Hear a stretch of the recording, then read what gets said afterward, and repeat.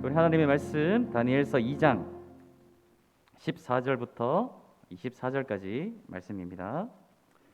다니엘 2장 14절부터 24절까지 말씀 교독하도록 하겠습니다. 그때에 왕의 근위대장 아리옥이 바벨론 지혜자들을 죽이러 나가매 다니엘이 명찰하고 슬기로운 날로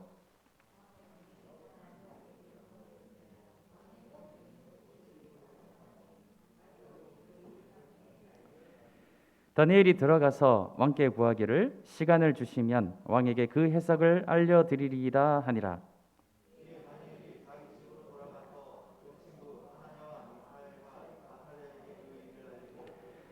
하늘에 계신 하나님이 이 은밀한 일에 대하여 불쌍히 여기사 다니엘과 친구들이 바벨론의 다른 지혜자들과 함께 죽임을 당하지 않게 하시기를 그들로 하여금 구하게 하니라.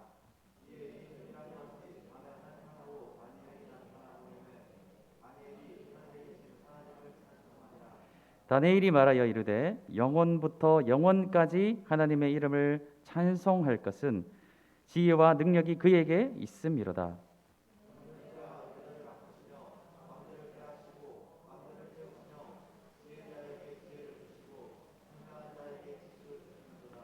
그는 깊고 은밀한 일을 나타내시고 어두운 데에 있는 것을 아시며 또 빛이 그와 함께 있도다.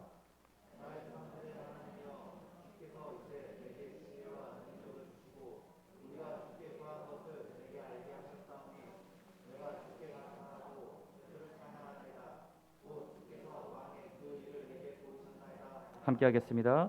이에 다니엘은 왕이 바벨론 지혜자들을 죽이라 명령한 아리오게로 가서 그에게 이같이 이르되 바벨론 지혜자들을 죽이지 말고 나를 왕의 앞으로 인도하라. 그리하면 내가 그 해석을 왕께 알려드리리이다 하니. 아멘. 지난 시간에 이어서 다니엘서 2장 말씀을 보게 될 때 좀 본문이 길어서 앞쪽 말씀을 저희들이 읽지는 않았지만 제가 한번 요약해 드리도록 하겠습니다. 느부갓네살 왕이 통치하게 된 2년 차가 되었어요. 어느 날 문득 하나님께서 이 느부갓네살 왕에게 한 꿈을 보여주시게 되죠. 반복적으로 꿈을 계속해서 보여주셨던 것 같아요. 느부갓네살 왕이 끼어서 이 꿈이 계속적으로 아주 희한한 꿈이 되다 보니까 이 대체 이게 무슨 일이고 무슨 내용의 꿈인지를 또 해석이 너무나도 궁금하게 지게 됩니다. 그래서 번민하여 굉장히 이제 힘들어하는 느부갓네살의 모습을 우리가 보게 되는 것이죠. 왜냐하면 이 바벨론이라는 나라는 전쟁을 통하여서 이제 제국을 이룬 나라예요. 그러니까 늘 초기에는 반란이 일어나게 되고 또 누군가가 언제가 되었든 나를 암살할 수도 있다라는 그 죽음의 위협에 늘 불안하게 잠을 잘 이루지 못하는 그런 시기가 이 제국의 통치 이 초기의 시기가 되겠습니다. 그런 상황 가운데서 이런 뭔가 불길해 보이는 꿈을 계속해서 꾼다라는 것은 굉장히 이제 왕의 마음을 힘들게 하는 것이고 예민해질 수밖에 없고 신경쇠약에 걸릴 수밖에 없는 것이죠. 그리고 굉장히 그에 따라서 반응도 폭력적이고 무자비한 방향으로 나갈 수밖에 없는 그런 상황에 있었던 것이 느부갓네살의 상황이었다는 것입니다. 그러니까 이제 이 당시에 할 수 있는 것은 이 고대의 왕들은 늘 전쟁에 나간다든지 이 나라의 큰 대소사를 결정하기 전에 이 나라 자체가 신정 국가였어요. 자신들이 믿는 이 바벨론은 특히 이 마르둑이라는 신을 섬겼습니다. 이 신을 섬기면서 그 신에게 신탁을 받게 하는 그런 지혜자들을 항상 이제 옆에 두고 있었다라는 것이죠. 그래서 이 신탁을 하는 자들에게 지혜자들에게 물어서 신탁을 좀 받아달라. 이 전쟁에 나가면 우리가 이길 수 있겠는가? 나라의 이런 중요한 일을 이렇게 결정을 하면 나라가 잘 풀려가겠는가? 이런 일들을 늘 조언을 구하는 그런 지혜자들 옆에 두었다라는 것이죠. 이 다니엘 역시도 이런 직업을 가지고 왕 앞에 부름을 받은 그런 사람 중에 하나였다는 것입니다. 왕이 이런 꿈을 꾸고 힘드니까 이제 이 사람들을 다 불러 모은 거예요. 그런데 참 이 느부갓네살 왕이 이 꿈을 기억을 진짜 했는 것인지 못한 것인지 우리가 꿈을 꾸고서 그걸 다 기억을 하는 것은 아니지 않습니까? 지혜자들에게 물어보게 돼요. 이 꿈의 내용을 알려주지도 않고 내 꿈의 내용이 어떤 내용인지 해석해서 알려달라고 이 지혜자들에게 말을 하게 됩니다. 그러니까 이 지혜자들 입장에서는 아니 꿈이 무슨 내용인지 알려주고 이걸 해석을 해달라 해야 되는데 내용도 안 알려주고 알려달라 하니까 막 불평하듯이 이야기를 하는 것이죠. 아니, 이런 일은 이전에 어떤 통치자들도 이렇게 한 적이 없습니다. 이거는 불가능한 일이고 사람이 할 수 없는 일입니다. 그래서 오직 신만이 가능한 일입니다라고 느부갓네살 왕에게 말하게 돼요. 그러니까 느부갓네살 왕이 결국에는 화가 나서 이런 사기꾼 같은 이런 지혜자들 다 죽여버려라고 명령을 하게 되는 그런 상황인 것이죠. 그로부터 이제 우리가 오늘 읽은 14절 말씀에 보면은 이렇게 말하고 있습니다. 그때에 왕의 근위대장 아리옥이 바벨론 지혜자들을 죽이러 나갈 때 그때 이제 다니엘이 그를 붙들고 이야기를 하는 거예요. 잠깐만 우리에게 시간을 달라라고 하는 것이죠. 그리고 다니엘은 자신의 세 명의 친구 사드락, 메삭, 아벳느고를 찾아가게 되죠. 그들에게 간절한 기도의 부탁을 하게 됩니다. 그 내용이 18절 말씀에 나와 있어요. 하늘에 계신 하나님이 이 은밀한 일에 대하여 불쌍히 여기사 다니엘과 친구들이 바벨론의 다른 지혜자들과 함께 죽임을 당하지 않게 하시기를 그들로 하여금 구하게 하니라. 중보 기도를 요청을 하는 것이죠.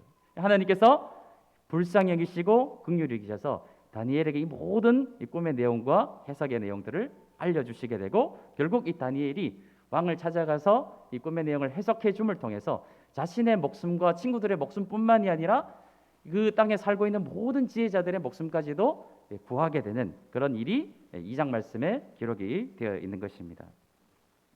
오늘 말씀은 이 다니엘의 직업 소명이라는 말씀의 제목을 가지고 있어요.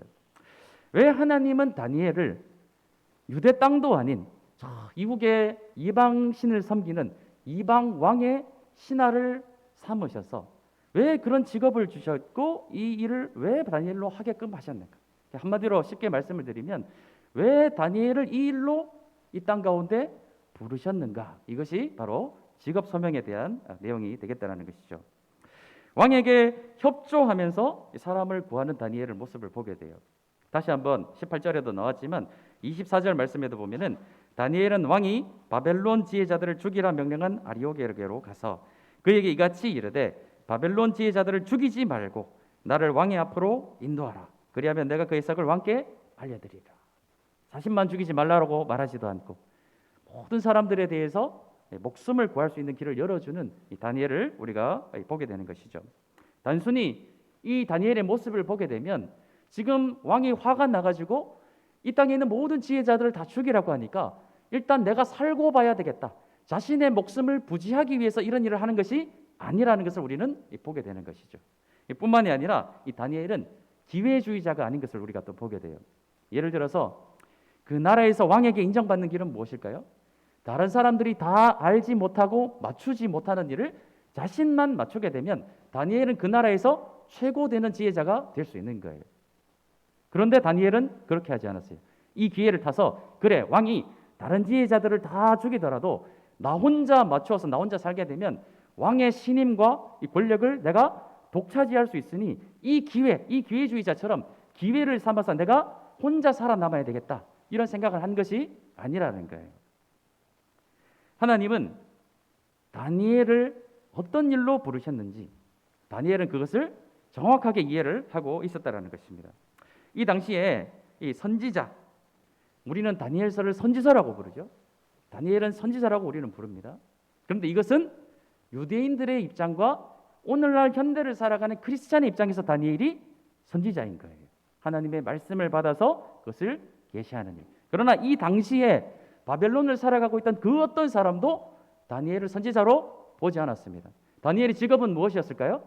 그 당시 왕에게 신탁을 하고 조언을 구하는 자 중에 하나인 지혜자들. 그러니까 즉 쉬운 말로 말씀드리면 박수나 무당, 신탁을 하는 자들 중에 소속된 그런 사람이었어요. 다니엘이 자기 자신의 직업에 대해서 만족을 했을까요? 나는 하나님을 믿는 사람인데 이 이방 왕을 위하여서 신의 계시를 받아서 전하는 일, 심지어 이 왕은 앞으로 예루살렘을 3차 공격을 해서 자신의 민족을 완전히 멸망시켜버릴 그런 왕이 되겠습니다. 그 왕을 위하여 내가 어떤 신의 뜻을 구하여서 이것을 알려주는 일, 굉장히 피하고 싶은 일이고 하기 싫은 일이고 기피할 수 있는, 천대시하고 박해시할 수 있는 유대인의 입장에서는 그런 직업이 되겠다라는 거예요. 그러나 다니엘은 하나님이 왜 이 일로 나를 이 이방 땅에서 이 이방 왕을 섬기는 이 일에 부르셨는지 그것을 정확하게 이해를 하고 있었다는 것이죠. 이 당시 지혜자의 역할이 무엇입니까? 왕이 엉뚱한 길로 가지 않도록, 왕이 이상한 일을 벌이지 않도록, 백성을 위하여서, 나라를 위하여서 의롭고 바른 길로 갈 수 있도록 조언하는 일이 이 당시 지혜자들이 해야 될 일이었어요. 그런데 우리가 미가서 3장 1절에서 3절 말씀을 한번 좀 보도록 하겠습니다. 이 미가서는 히스기야 왕 시대에 있었던 선지자예요. 그러니까 북이스라엘이 멸망해 가는 시점에 하나님께서 사용하셨던 선지자가 되겠지만, 그러나 그 당시 북이스라엘도 그렇고 남유다도 망해가고 있던 시기에 이 나라의 지혜자들이 어떤 모양으로 있었는지를 정확하게 보여주는 말씀이 되겠습니다. 미가서 3장 1절에서 3절까지 말씀 우리 함께 읽도록 하겠습니다. 시작. 내가 또 이르노니 야곱의 우르머리들과 이스라엘 족속의 통치자들아 들으라. 정의를 아는 것이 너희의 본분이 아니냐. 너희가 선을 미워하고 악을 기뻐하여 내 백성의 가죽을 벗기고 그 뼈에서 살을 뜯어 그들의 살을 먹으며 그 가죽을 벗기며 그 뼈를 꺾어 다지기를 냄비와 솥 가운데 담을 고기처럼 하는도다. 이 나라의 관리들이 해야 될 일이 무엇입니까? 지혜자들이 해야 될 일이 무엇이에요? 하나님의 나라에서 나라를 통치하고 다스리는 일로 이 사람들이 직분을 받아서 이 일을 감당해야 된다면, 한마디로 오늘날로 치면 공무원들이 되겠죠. 그런 일들을 직업적 소명을 받았다면 이들이 해야 될 일은 나라와 백성들을 잘 돌보는 일이에요. 그런데 이 나라가 망해가고 있던 시점에 이 북이스라엘도 그렇고 남유다의 이 사람들은 백성을 어떻게 했습니까? 뜯어먹고 잡아먹는 그런 대상으로 삼았다라는 것이죠. 내가 왜 이 일로 하나님께 부르심을 받았는가? 나에게 왜 하나님이 이 직업을 주셨는지, 거기에 대한 하나님 앞에서의 기도와 하나님께 묻는 그런 태도는 없고, 이런 고위직, 관리직이라는 자신의 지위와 위치를 이용해서 자신이 어떻게 하면 자신의 배를 불릴까, 착취해야 할까, 이것에만 몰두된 그 당시 사람들의 모습을 보게 되는 거예요. 그런데 아이러니하게도 나라가 망해가고 있는 상황 가운데 포로지에서 다니엘은 오히려 유다 왕을 섬기는 것이 아니라, 이스라엘을 섬기는 것이 아니라 이방 왕을 섬기는 처지에 있었지만, 그는 자신에게 맡겨진 직업적 소명을 하찮게 여기지 않고 하나님이 왜 이 상황에서 나를 이 자리로 부르셨는지에 대해서 하나님 앞에 늘 기도하며, 나를 왜 이 땅 가운데서 이 일로 나를 부르셨는지에 대해서 정확하게 이해를 하고 있었다는 것입니다. 다니엘은 비록 자신의 나라를 망하게 한 이방 왕일지라도 하나님이 그 아래에서 지혜자의 역할을 맡기셨다면 그 일을 통해서 왕에게 진정한 하나님의 지혜를 조언하는 일을 망설이지 않았던 거예요. 두 번째로 이 일을 통해서 자기 자신뿐만이 아니라 죽을 위기에 있는 모든 사람들의 생명을 살리는 일을 하게 되었죠. 세 번째로 가장 중요한 것은 이것입니다. 이 꿈 해석을 통하여서 하나님이 진정한 이 땅의 주인이심을 이 이방왕 정복왕에게 알려주는 역할을 감당했던 것이 다니엘의 이 직업적 소명이었고, 하나님이 이 일로 다니엘을 이방 땅 가운데 두신 목적과 이유였던 것이에요. 이것을 다니엘은 알았기 때문에 비록 자신의 직업이 유대인들이 기피하고 싫어하는 직업일지라도 그 일을 최선을 다해서 감당하고 있는 것을 우리는 보게 된다는 것이죠. 사랑하는 성도님들, 우리 모두에게 하나님께서는 모두에게 다른 은사를 주셨고 각기 다른 일들을 주셨어요. 다른 직업을 주셨고 다른 일터를 주셨습니다. 우리가 이 일을 정말 고민해야 됩니다. 왜 하나님이 나에게 이 일로 오늘 이 시대에 나를 부르셨는가? 왜 나에게 이런 일터와 직장을 주셨는지, 왜 나에게 이런 직업을 주셨는지 우리가 철저하게 하나님 앞에 무릎 꿇고 기도해야 될 것은 바로 이것이에요. 하나님, 왜 나를 이 땅에 부르셨습니까? 왜 나를 이 일로 부르셨습니까? 왜 나에게 이 가정을 주셨습니까? 왜 나에게 이 일터와 직업을 주셨습니까? 우리 하나님께 늘 기도하며 나를 부르신 하나님의 뜻과 계획, 그 목적을 알아가면서 그 하늘의 뜻을 나를 통하여 이 땅에 이루는 것이 우리의 그리스도인들의 모두에게 공통된 하나님의 소명이고 부르심인 줄로 믿어요. 이것을 위해서 기도하시고 고민하시는 그런 성도님들이 되십시오. 또 한 가지 좀 살펴볼 것은, 우리는 하나님을 사실 함부로 재단하고 생각할 때가 많이 있습니다. 하나님은 이방 왕을 통해서 이스라엘 나라, 자신이 하나님의 백성으로 삼으신 그 이스라엘 백성들을 심판하셨어요. 그리고 심판하셨지만 또 말씀하셨던 대로, 예레미야를 통해서 말씀하셨던 대로 그 민족을 다시 훗날 이 바사 왕을 통해서 귀환하게 하시고 결국 해방하시는, 그 귀환케 하시는 또 하나님을 우리가 보게 되죠. 또 성전을 파괴하고 성전 성물들을 모독한 이방 왕에게도 오늘 말씀과 같이 하나님이 자신의 뜻과 계획을 보여주시는 분이 바로 하나님이십니다. 우리가 보통 하나님이 자신의 뜻을 계시하신다라고 하면 누구에게 계시한다라고 얘기할까요?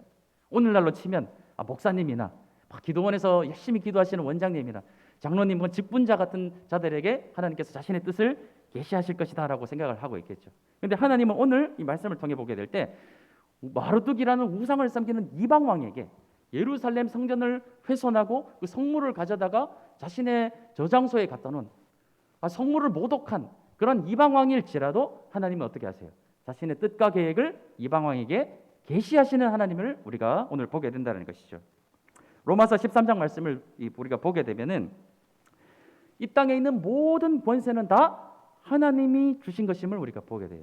하나님을 믿는 자에게 주신 통치자나 그렇지 않은 통치자나 모든 이 땅의 권세는 다 하나님께서 주시고 세우셨음을 말씀하고 있다는 것입니다. 비록 이스라엘의 범죄로 이 자신의 백성들을 이방 왕의 손을 통하여서 심판하셨지만 그것은 이방 왕의 힘이 아니라 하나님의 주권과 하나님의 섭리 가운데 그 일을 행하셨음을 말씀하고 있는 것이죠. 그리고 그것을 다니엘을 통하여서 꿈을 해석하여 줌을 통해 느부갓네살에게 그것을 정확하게 알게 하시는 것을 우리가 보게 되는 것이죠.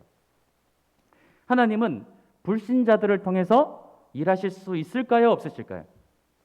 일하실 수 있다라는 것입니다. 오늘 말씀을 통해 보면 하나님은 불신자들도 사용하시는 것을 보게 돼요. 세상의 불신자 통치자들을 통해서 일하실 수 있으실까요? 없으실까요? 지금 전쟁이 일어나고 있습니다.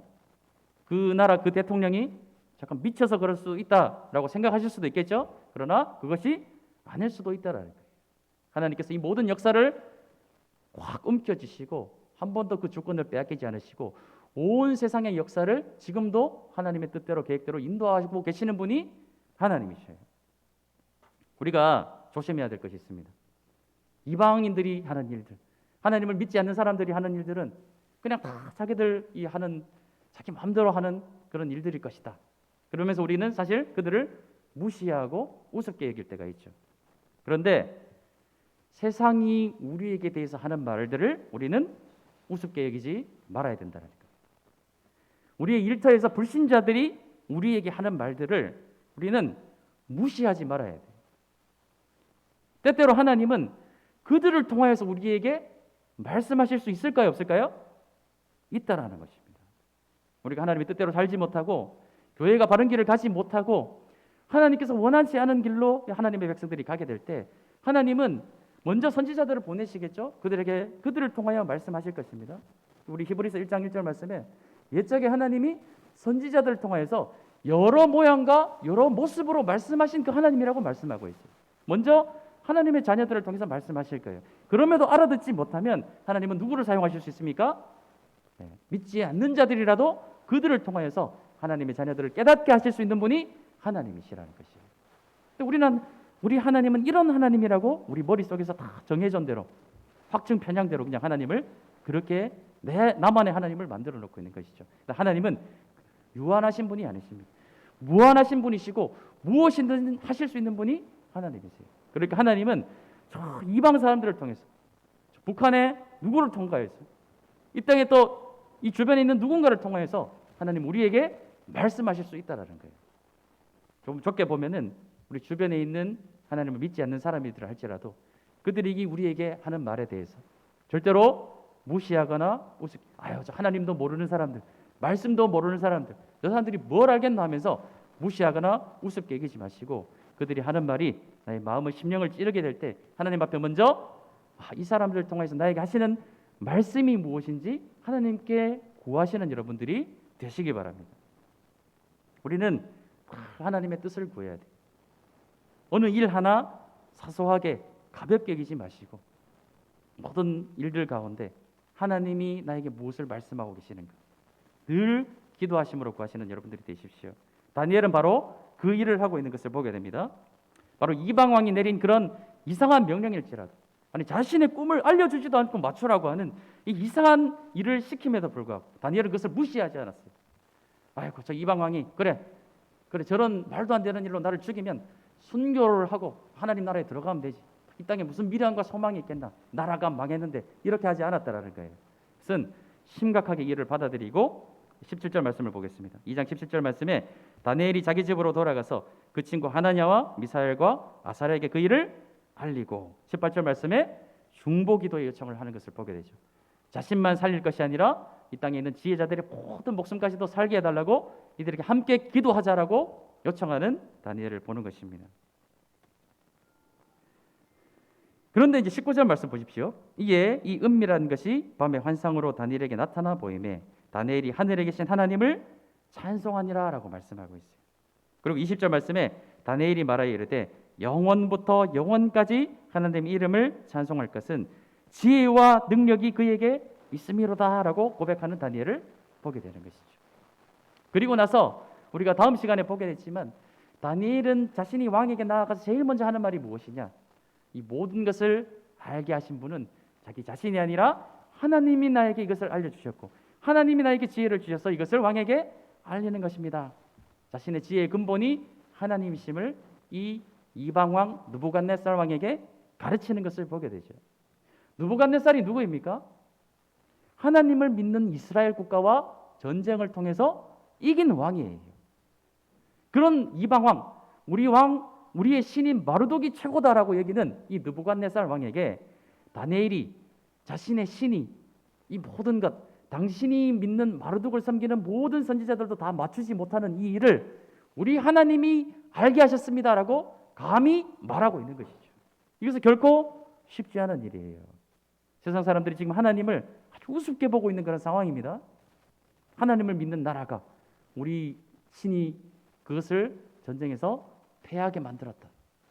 그런 상황 가운데 다니엘은 당당하게 왕 앞에 가서 아니다라는 것이죠. 너희 신들이 알지 못하는 이 일을 오직 하나님이 하시고 이것을 나에게 알려주셨다라고 나아가는 거예요. 이것이 가능했던 것은 무엇입니까? 바로 오늘 말씀해 보면 다니엘과 이 친구들의 하나님 앞에 나아가서 기도하는 일부터 시작되었다라는 것이죠. 이 지혜의 근본은 오직 하나님이십니다. 그리고 오늘 말씀을 드렸죠. 우리가 이 땅 가운데 하나님이 왜 이 일로 나를 여기에 부르셨는가? 그것은 우리가 하나님께 지혜를 구하지 않으면 알 수 없는 일이라는 것이에요. 그러니까 기도하셔야 됩니다. 정말 이 일을 위해서 기도하셔야 돼요. 나를 왜 이 땅에 부르셨는가? 오늘 말씀을 정리하겠습니다. 하나님은 오늘 말씀에 나와 있는 이런 일들로 다니엘을 부르셨어요.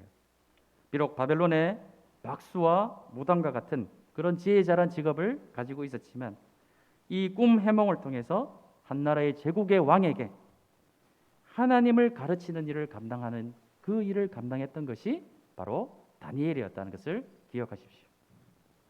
우리가 구해야 될 것은 지혜예요. 우리가 서 있는 그 땅에서 내가 밟고 있는 이 땅을 거룩하게 하는 이 일들을 감당해 나가시고 그것에서 내가 믿는 하나님을 알려주시는 일들을 감당하시는 하나님이 나를 왜 부르셨는지 그 소명에 대하여 부르심에 합당한 삶을 살아가시는 그런 사랑하는 새로운 교회 모든 성도님들이 되시기 바랍니다. 제가 기도하겠습니다.